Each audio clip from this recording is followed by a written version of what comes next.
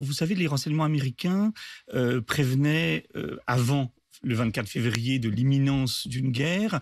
En Europe, peu étaient à croire que ça pouvait arriver. Et pourtant, les services de renseignement américains ont eu raison. Alors, ça n'arrivera pas forcément aujourd'hui. Peut-être que les Russes vont attendre quelques jours pour lancer une attaque d'envergure ou effectivement aller vers le pire. Mais je pense qu'il faut faire confiance. Prendre au sérieux, oui, il faut prendre au sérieux, évidemment. Les alertes des Américains. Oui, d'ailleurs, Zelensky a dit très clairement qu'il fallait aujourd'hui être très, très, très prudent, ne pas sortir et, par exemple, se réfugier en cas d'alerte aérienne. Ce matin, j'ai eu au téléphone une intellectuelle d'Odessa, une ville où je suis allé en juin. Elle m'a dit que depuis ce matin, il y avait déjà eu 4 alertes aériennes. Donc, en fait, les gens sont terrorisés. Il est 8h30. Il y a cette angoisse absolument permanente.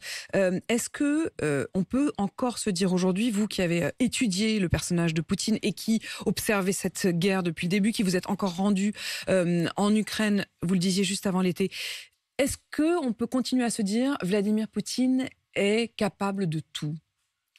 Écoutez, il est persuadé qu'il suit une mission historique. Comme Vladimir Poutine a le temps pour lui, ça fait 22 ans qu'il est au pouvoir, il est assuré par la Constitution qu'il a changé de pouvoir rester au pouvoir jusqu'en 2036, il a le temps pour lui, donc selon lui, il est en train de mener une mission historique. Cette mission, c'est de faire retrouver à la Russie le faste quasiment de l'Empire russe, voire de l'Union soviétique, c'est-à-dire de récupérer des terres qui, d'après lui, appartiennent de manière historique à la Russie. Donc, il veut aller jusqu'au bout de la mission qu'il s'est assignée face à son peuple et face au monde, qu'il a radicalisé d'année en année. On se souvient qu'en 2008, la Russie a fait en sorte que 20% de la Géorgie, une autre république du Caucase, soit occupée par les forces russes.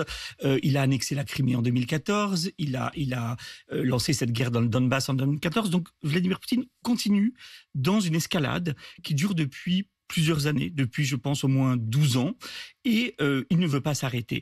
Donc Vladimir Poutine n'aime pas perdre, c'est un homme qui ne supporte pas de perdre, qui ne veut pas perdre la face vis-à-vis de son peuple, donc il est prêt effectivement à aller très loin pour aboutir à ses buts de guerre. Comme il l'a dit début juillet, les choses sérieuses n'ont pas encore commencé en Ukraine.